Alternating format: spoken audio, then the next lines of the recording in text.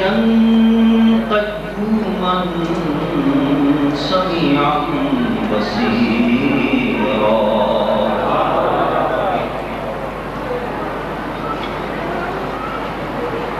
والصلاة والسلام على رسوله أرسله بالحق بشيرا ونذيرا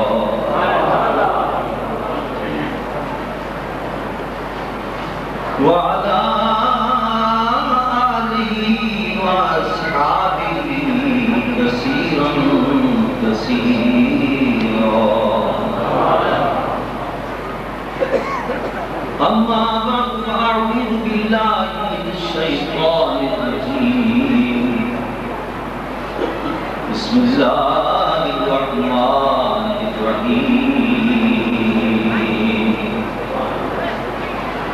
النبي أولى بالمؤمنين من أنفسهم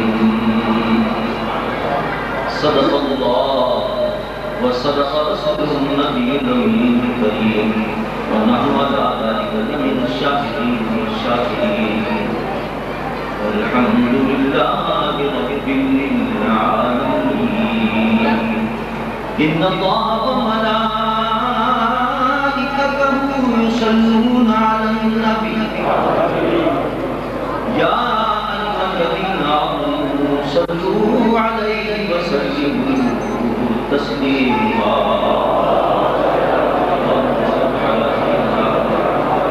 ومولانا محمد وعلى آل سيدنا ومولانا محمد بعدد كل ذرة من ذات ألف مرة الصلاة والسلام عليك يا رسول الله الصلاة والسلام عليك يا حبيب الله الصلاة والسلام عليك يا رحمة للعالمين وعلى آلك وأصحابك يا شفيع المذنبين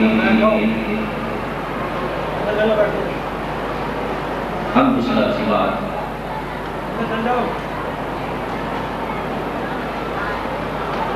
محترم مشائخ اعظام محترم علماء کرام میرے واجب الاحترام کو میرے بھائی دوستوں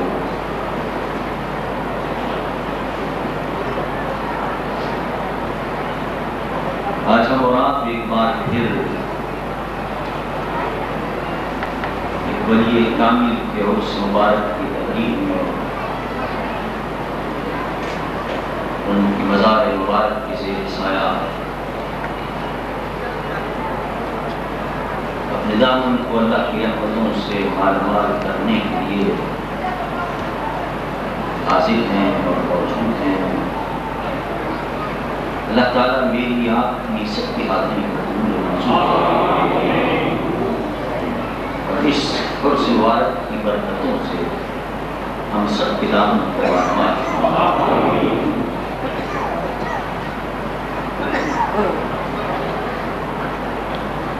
قرآن مجید فرقان حمید سے جو آیت شریفہ میں نے تلاوت کرنے کی ساتھ حاصل کی ہے اس کا ترجمہ سماعت فرمائیے۔ اللہ فرماتا النبی اولیٰ بالمؤمنین من انفسہم، یہ نبی اے مومنوں تمہاری جانوں سے زیادہ قریب، اولیٰ کا لفظ لایا گیا اس آیہ مقدسہ کے اندر جس کے کئی معنی ہیں۔ عربی بڑی وسیع زبان ہے، ایک ایک لفظ کے کئی معنی ہوتے ہیں۔ فرمایا کہ یہ نبی جو ہے یہ مومنوں کی جانوں سے زیادہ اولیٰ ہے۔ اولیٰ کے کیا معنی ہے؟ عربی کے اندر اولیٰ کے کئی معنی آتے ہیں۔ ایک اولیٰ کے معنی آتے ہیں املک یعنی زیادہ مالک،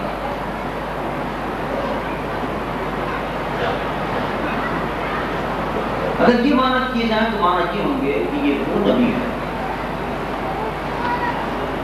کہ تم اپنی جانوں کے اتنے مالک نہیں جتنا یہ نبی تمہاری جانوں کا مالک ہے۔ تمہارے نفس کا حکم نہیں چلنا چاہیے اس پر، اصل مالک تمہارا نبی ہے، اس کا حکم تمہاری جانوں پہ چلنا چاہیے۔ اور کیا علماء فرماتے ہیں کہ اولا کے معنی اقرب ہے۔ اللہ فرماتا ہے یہ نبی جو ہم نے تمہیں عطا کیا ہے اور یہ ارسال فرمایا ہے اور یہ مبعوث فرمایا ہے، اس نبی کی شان یہ ہے کہ یہ نبی کہیں بھی ہو، اسے دور مت سمجھنا کہ تمہاری جانوں سے بھی زیادہ قریب ہے۔ اقرب کے معنی اولا کے معنی فرق ہے، یہ معنی ہوئے النبی اولا بالمؤمنین من انفسہم کہ یہ نبی ہے مومنوں تمہاری جانوں سے بھی زیادہ قریب ہے۔ لیکن تیسرے معنی بھی بڑے حسین، اولا کے معنی آتے ہیں احب کے، اور یہی میرا موضوع ہے۔ احب کے معنی اگر لیں تو اس کے معنی کیا ہوں گے؟ اے مومنوں وہ نبی میں نے تمہیں عطا کیا کہ مومن کہلاتا ہی وہ ہے کہ جس کو کائنات کے اندر کسی سے محبت نہیں ہوتی، اگر اپنی جان سے بھی زیادہ کوئی پیارا ہوتا ہے تو یہ نبی ان کو پیارا ہوتا ہے۔ احب کے معنی سب سے زیادہ پیارا، تو النبی اولا بالمؤمنین کا معنی یہ ہوں گے مومن وہ ہیں کہ جن کو یہ نبی کائنات میں سب سے زیادہ پیارا ہوتا ہے، حتیٰ کہ اپنی جان سے بھی یہ نبی ان کو پیارا ہوتا ہے، اس سے زیادہ کوئی چیز ان کو پیاری نہیں ہے۔ اور اس پر وہ حدیث مبارک شاہد ہے، حضرت عمر بن خطاب رضی اللہ تعالیٰ عنہ بارگاہ مصطفیٰ کے اندر حاضر ہوئے اور حضور سے عرض کرتے ہیں یا رسول اللہ میں اپنے دل کے اوپر نگاہ ڈال کے دیکھا، اس میں کوئی شک نہیں کہ کائنات ارضی و سماوی میں ہر چیز سے زیادہ آپ مجھے معلوم ہیں، ہر چیز سے زیادہ آپ مجھے پیار ہیں، لیکن جب میں اپنے دل پر نگاہ ڈال کر دیکھتا ہوں تو میں محسوس کرتا ہوں کہ مجھے اپنی جان آپ سے زیادہ پیاری ہے، آپ مجھے اپنی جان سے زیادہ پیارے نہیں محسوس کرتے۔ حضور نے فرمایا عمر یاد رکھ، جب تک کہ میں اس کو اپنی جان سے بھی زیادہ محبوب نہیں ہوتا وہ مومن نہیں ہو سکتا۔ لا تؤمنوا حتی اکون احب الیکم میں والدی وولدی والناس اجمعین، سب لوگوں سے زیادہ پیارا ہوں، ماں باپ سے بھی زیادہ پیارا ہوں، حتیٰ کہ اپنی جان سے بھی جب تک زیادہ پیارا نہ ہوں اس وقت تک مومن نہیں ہو سکتا۔ اور ایک روایت میں آتا ہے مصطفیٰ نے حضرت عمر کے سینے پر ہاتھ پھیرا، بس نگاہ مصطفیٰ پڑتی تھی، مصطفیٰ کا دست مبارک ڈھکنا تھا، عمر کہتے یا رسول اللہ اب آپ مجھے اپنی جان سے بھی زیادہ پیارا ہیں۔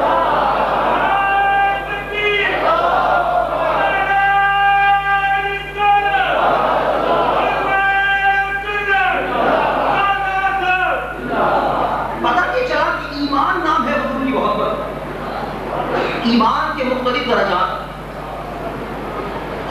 جتنی محبت کامل ہوگی اسی قدر ایمان کامل ہوتا چلا ہے۔ اور یہ خود میں نے یاد رکھا، حضور صلی اللہ علیہ وسلم نے فرمایا کہ ایمان کے مختلف درجے ہیں اور اپنے ایمان کو آزمایا کرو میری محبت کی کسوٹی پر، پرکھا کرو کہ میری محبت کتنی ہے، جتنی میری محبت زیادہ ہوگی اسی قدر تمہارے دل میں ایمان زیادہ ہوگا۔ لیکن یہی وجہ ہے کہ ہم کہتے ہیں افضل الناس سے بعد الانبیاء ابو بکر صدیق رضی اللہ تعالیٰ۔ ہم اہل سنت والجماعت کا عقیدہ ہے کہ کائنات کے اندر انبیاء کے بعد اگر سب سے افضل کوئی صحابہ ہے تو وہ حضرت ابو بکر صدیق رضی اللہ تعالیٰ عنہ کی ذات ہے۔ حضرت ابو بکر سب سے افضل تمام لوگوں سے افضل ہے نبیوں کے بعد۔ کیوں؟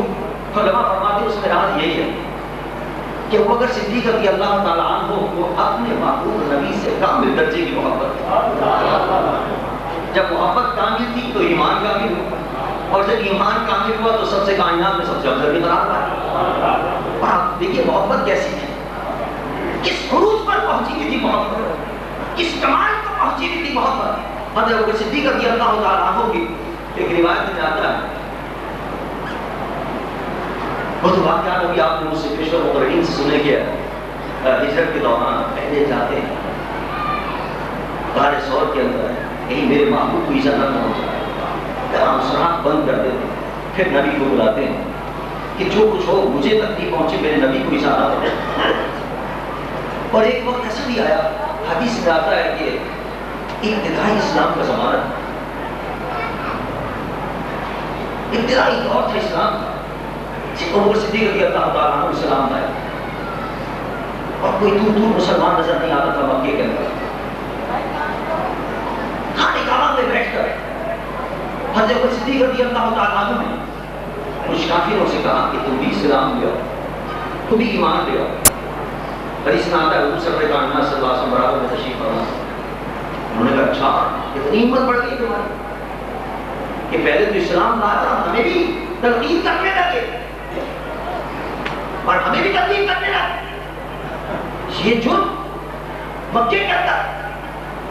بس یہ کہہ کے روایت میں آتا ہے چند کافروں نے مل کر ٹوٹ پڑے حضرت صدیق رضی اللہ تعالیٰ عنہ پر اور اتنا مارا کہ مارتے مارتے آپ کو بے ہوش ہے, زخموں سے چوٹ تھے, خون نکل رہا تھا جسم سے اور بے ہوش ہو گیا. لوگ آئے, رشتہ دار آئے, کسی بے ہوشی کے عالم میں اٹھا کر گھر میں لے گئے. حضرت صدیق رضی اللہ تعالیٰ عنہ کو خنیمانی چھڑکا ہوا دی. کیا چیز میں آتا ہے جب آگ کھولی تو سب سے پہلا سوال یہ تھا کہ میرے نبی کہاں ہے. تمام رشتہ دار کہہ رہے ہیں کہ اب تو چھوڑ نبی کو, جس کی وجہ سے اتنی مصیبتیں اٹھائی, جس کی وجہ سے اتنی پریشانی اٹھائی, جس کی وجہ سے اتنی مار پڑی, کیا ضرورت اس نبی کا نام لینے کی. فرمانے میں تو نہیں جانتے, مجھے بتاؤ سب سے پہلے میرے نبی کا کیا حال. اور غصے کے اندر ادھر ادھر چل گیا کہ اس سے بات کرنے کی ضرورت نہیں, لیکن وہاں کی محبت ہوتی ہے. ماں نے کہا اس کو چین نہیں آیا, اس میرے بیٹے کو آرام نہیں آئے گا, جاؤ ایک عورت کو بیٹا جاؤ پوچھ کے آؤ کہ نبی کیسے ہے اور معلومات کر کے آؤ, نبی کی خبر لے کے آؤ تاکہ میں اپنے بیٹے کو بناؤں سب کو سکون ملے. وہ گئی دوڑی اس نے جا کے خبر دی کہ ہاں حضور اکرم صلی اللہ علیہ وسلم خیریت سے ہیں. انہوں نے کوئی ایزا نہیں پہنچی ہے. اس نے آ کر خبر دی کہ ہاں حضور اکرم صلی اللہ علیہ وسلم خیریت سے ہیں. ابو بکر صدیق رضی اللہ تعالیٰ عنہ کا اس منزل پر پہنچا ہوا ہے. فرمایا نہیں ابھی مجھے سکون نہیں ملا, مجھے نبی کے پاس لے کے جاؤ, جب تک دیکھ نہیں لوں میں اس وقت تک کھانا پی رہا ہوں.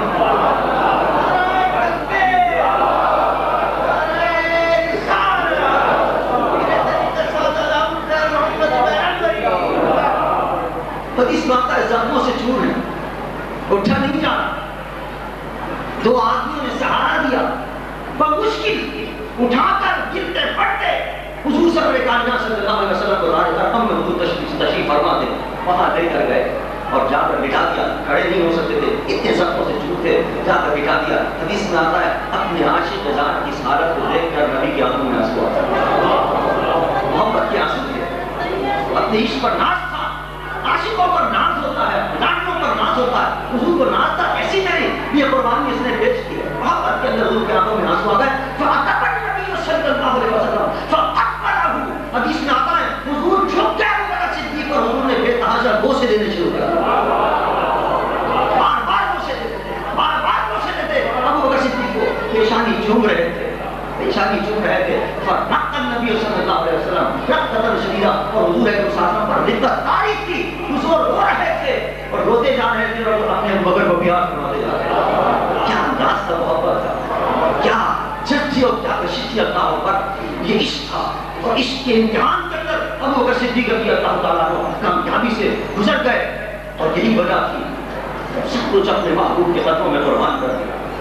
تو پھر رب کائنات نے محبوب کا محبوب بھی بنا دیا اور اپنا بھی محبوب بنا, اپنا پیارا بھی بنا اور فرمایا والا سو کا جو دی رب کا فضل ہوا. یہ اپنے محبوب کے لیے فرمایا اور ابو بکر کے لیے فرمایا سو فریاد تھا. ہم ابو بکر کو بھی اتنا دیں گے ابو بکر ہم سے راضی ہو جائے. دنیا تو یہ چاہتی ہے کہ اللہ ہم سے راضی ہو جائے اور اللہ ابو بکر کے لیے فرمانا بھی اتنا دیں گے ابو بکر ہم سے راضی ہو جائے گا. رسا کی منزل کتنی اعلیٰ عطا فرمائی. یہ سب عشق کی منزل تھی, یہ سب عشق کا سفر, یہ سب محبت مصطفیٰ کا سفر تھا. اس مقام پر وہ صدیق رضی اللہ تعالیٰ عنہ کو پہنچا دیا. ایک واقعہ مجھے اور یاد آتا ہے, ایمان افروز واقعہ ہے. حدیث مبارک کے اندر آتا ہے ایک روز سرور کائنات ذرا دیکھیے عشق کی بہاریں نظر آتی کہ کیسا بادہانہ عشق کرتے تھے صحابہ کرام حضور اکرم صلی اللہ علیہ وسلم تھے. اور یہ صحابہ کرام ابو بکر صدیق رضی اللہ تعالیٰ عنہ، حضرت عمر فاروق رضی اللہ تعالیٰ عنہ اپنے نبی سے کیسا عشق کرتے تھے، کیسی بالغانہ محبت کرتے تھے. اس کا ایک اور منظر نظر آتا ہے اس حدیث مبارک کے اندر، روایت میں آتا ہے ایک روز خلاف معمول حضور صلی اللہ علیہ وسلم باہر تشریف ہو. حالانکہ وہ وقت نہیں تھا حضور کے تشریف آنے کا، حضور استراحت فرما ہوتے تھے، حضور آرام فرما ہوتے تھے، لیکن اچانک حضور باہر تشریف لے آئے. اور صحابہ کہتے ہیں ہم نے دیکھا کہ ابھی تھوڑی دیر ہوئی تھی حضور کو آئے ہوئے کہ دیکھ رہے ہیں ابو بکر صدیق بھی چلے آ رہے ہیں. حالانکہ وہ کیا آنے کا ٹائم نہیں تھا، وہ بھی پہنچ گئے. حضور نے پوچھا ابو بکر کیوں آئے ہو اس وقت؟ یہ آنے کا وقت کون سا ہے؟ یا رسول اللہ صرف آپ کی زیارت کے لیے حاضر ہوں، صرف آپ کی زیارت کے لیے حاضر ہوں. اتنے میں دیکھا تو عمر چلے آئے ہیں. عمر آئے. حضور نے سوال کیا عمر تم کیوں آئے؟ حضور بھوک لگی ہوئی تھی سب، حضور سب بھوک لگی ہوئی اس لیے حاضر خدمت ہوں. اچھا چلو. ابو الحسن ایک انصاری تھے، ان کے گھر فرمایا چلو چلتے ہیں. وہاں ان کے گھر پہنچے، وہ خوش ہو گئے. اچانک حضور تشریف لے آئے اور اپنے دونوں یاروں کے ساتھ تشریف لے آئے. ان کی تو قسمت جاگ گئی کہ میرا نبی میرے گھر آیا اور اچانک تشریف لے آئے. یا رسول اللہ تو بڑی خوش نصیبی آپ تشریف لائے. کیا کریں کس طرح آپ کی توازن؟ وہ فوراً دوڑے ہوئے گئے اپنے باغ کے اندر. ان کا باغ تھا کھجور کا، وہاں سے کچی پکی ساری کھجوریں توڑی، حضور کی خدمت میں لا کر فوراً پیش کی. حضور نے فرمایا ابو الحسن یہ پکی کھجور کیا ہے، کچی کیوں لائے؟ سرکار میں نے کہا نہ معلوم آپ کو کون سی پسند آئے، اس کی سب اٹھا لایا آپ جو چاہیں آپ اور آپ کے دونوں ساتھی نوش فرمائیں. حدیث ختم ہو گئی. لیکن علماء نے بڑی پیاری بات، علماء فرماتے ہیں دیکھو بہت کے قابل بات، یہ حضور خلاف معمول باہر کیوں تشریف تھا؟ وہ وقت نہیں تھا، اس وقت تشریف آتے یہ اچانک ہو گئے. یہ رات کے وقت حضور تشریف لے آئے اور اسی وقت کے اندر ابو بکر بھی آ رہے ہیں. حالانکہ کسی نے بتایا نہیں تھا کہ ابو بکر کو کہ حضور آج اس کو باہر تشریف لائے چلو. عمر کو کسی نے نہیں بتایا کہ باہر تشریف لا رہے ہیں چلو. حضور کیوں تشریف لائے خلاف معمول؟ اور پھر ابو بکر کیسے پہنچ گئے؟ علماء کرام نے لکھا ہے کے تحت، وہ فرماتے ہیں کہ محبت کی تشریف کی. میرے نبی نے نگاہ نبوت سے دیکھا کہ اس وقت میرے دونوں یاروں کو میری زیارت کی جی چاہ رہا ہے، اس لیے نبی باہر تشریف لے آئے اور وہ بھی محبت کی کشش کی کہ ابو بکر عمر پہنچ بھی گئے اور مصطفیٰ کی زیارت بھی انہوں نے کہا.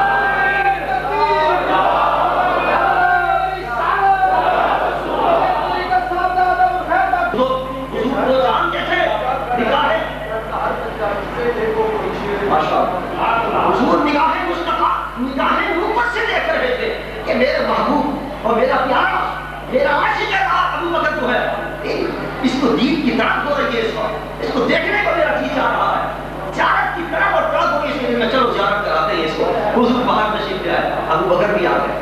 لیکن علماء نے فرمایا چلو ابو بکر کی بات تو سمجھ میں آ رہی ہے کیونکہ ابو بکر نے کہا یا رسول اللہ میں تو آپ کی زیارت کے لیے آیا ہوں.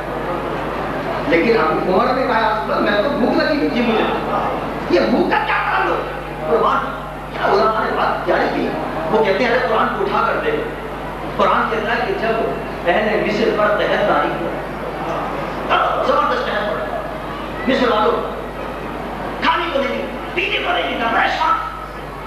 جب بڑے پریشان ہو جاتے تھے، بھوک سے تڑپنے لگتے تھے، بلکنے لگتے تھے بھوک سے، تو وہ یہ کرتے تھے حضرت یوسف علیہ السلام کی بارگاہ میں آ جاتے تھے اور حضرت یوسف علیہ السلام کے حسن کو دیکھتے تھے ساری بھوک ختم ہو جاتی، ساری بھوک ختم ہو جاتی. بیٹھے بیٹھے پر دیکھا کرتے تھے اس نے یوسف کے جلوے دیکھتے تھے، پتہ ہی نہیں رہتا تھا کہ بھوک ہے یا نہیں ہے. قحط کتنے دنوں کا ہے، کتنے دنوں میں بھوک ہے پتہ ہی نہیں تھا.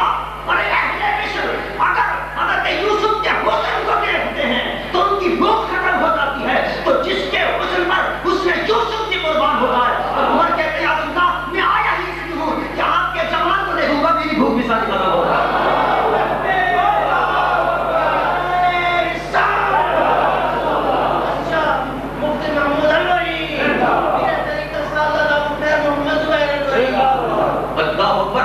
صدیق بھی اور حضرت عمر فاروق بھی رضی اللہ تعالیٰ عنہ دونوں حضور کے چہیدے بھی تھے، لاڈلے بھی تھے، عاشق بھی تھے اور اس کی منزل پر پہنچے ہوئے تھے کہ حضور کو دیکھ کر ان کو چین و قرار ملتا تھا، ان کو سکون ملا کرتا تھا.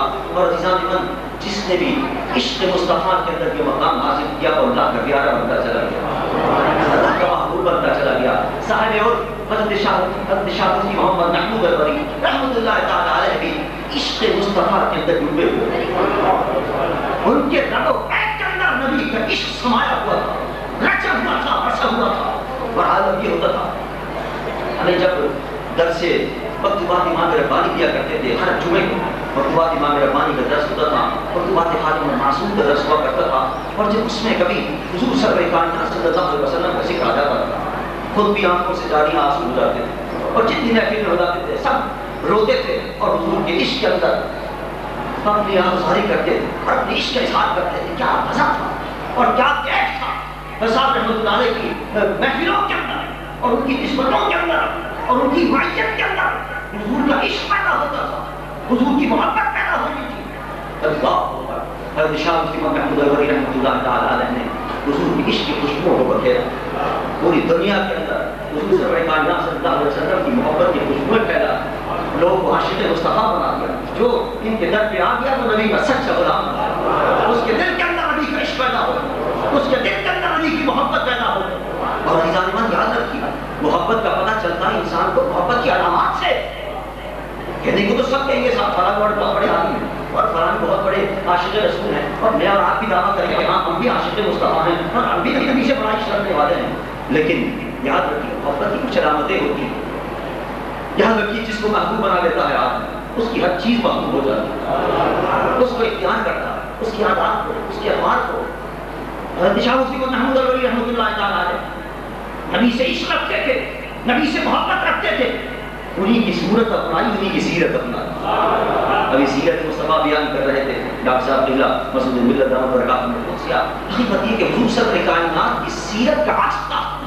حضرت شاہ مفتی محمود الغری رحمۃ اللہ تعالیٰ کی سیرت مقدس میں نے بس میں جانے کے دیکھا ہے کہ حضور کا کس طرح علم آپ دیکھیں گے کہ وہ بھی نظر آئے حضور کا علم ہے وہ بھی نظر آئے حضور کے جود و عطا نظر آئے حضور کا صبر و شکر نظر آئے گا.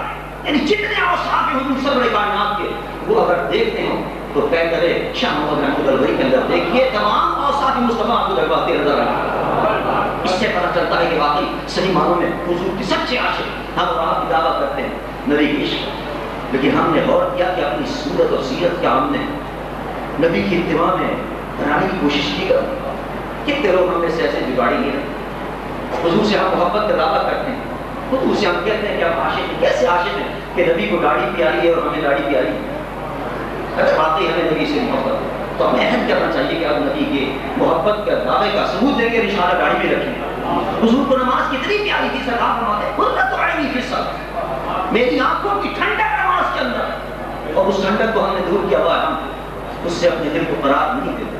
اپنی آنکھوں کی ٹھنڈک ہم نماز کو نہیں بناتے ہم نماز کی طرف نہیں آتے نبی کو ایذا پہنچاتے دکھ پہنچاتے کائے کہ ہم محبت کا دعویٰ کرنے والے.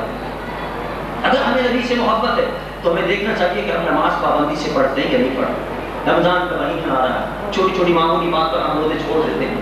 سرکار نے فرمایا اگر ایک رمضان کا تم نے روزہ چھوڑ دی اور اس کے بدلے میں ساری زندگی بھی روزہ رکھتے رہو تو اس ایک روزے کی پورا نہیں ہو سکتا اس کی کسر پوری نہیں ہو سکتی.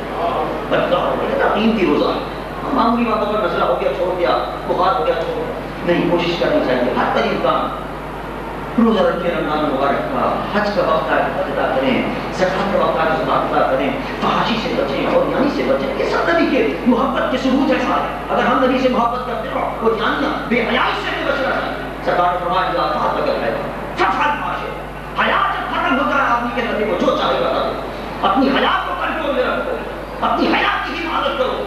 الحیا شعبۃ من الایمان حیا جو ہے ایمان کی شعبوں میں سے ایک شعبہ ہے. ہمیں اپنی حیا کو بھی باقی رکھنے کی کوشش کرنی چاہیے. فحش دیکھنے فحش مناظر دیکھنے سے اجتناب کرنا چاہیے تاکہ ہماری حیات جو ہے کہ برقرار ہے اور موجود رہے. اگر ہمیں نبی سے محبت ہے تو نبی کے احکامات پر عمل کرنا چاہیے دیکھنا چاہیے سیرت مقدسہ پڑھتے رہنے چاہیے حضور کے احوال پڑھتے رہنے چاہیے اپنے مرشد کے حالات کی کتابیں پڑھتے رہنی چاہیے کہ انہوں نے کس طرح زندگی گزاری ہے کون کون سے اعمال اور افعال اختیار کیے ہیں کس طرح وہ نماز ادا کرتے تھے کس طرح وہ تہجد کے وقت اٹھا کرتے تھے اللہ ہوگا کس طرح وہ وضو فرمایا کرتے تھے کس طرح وہ نماز ادا کیا کرتے تھے. اس طریقے کے مطابق ہمیں چل کر اپنے اعمال اپنانے کی کوشش کرنی چاہیے. اور ان محافل کے انعقاد کا مقصد یہی ہوتا ہے کہ ہم آ کر اپنی بیٹری چارج کریں اور عہد کر کے جائیں یہاں سے کہ نہیں اب ہمیں اگر ہم نے جو کوتاہیاں کی ہیں اس پہ معافی مانگی اللہ کی بات کا مولا اب تک کوتاہی ہوتی رہی ہے اے رب کریم اب معاف کر دے. اب آج سے نمازیں بھی شروع کریں گے بعد سے روزے بھی شروع کریں گے اور دیگر جو احکامات رہیں ان سب کی پابندی کریں گے. اللہ تعالیٰ مجھے اور آپ کو سب کو اپنے مرشد کے نقش قدم پر چلنے کی ہمیں توفیق عطا فرمائے.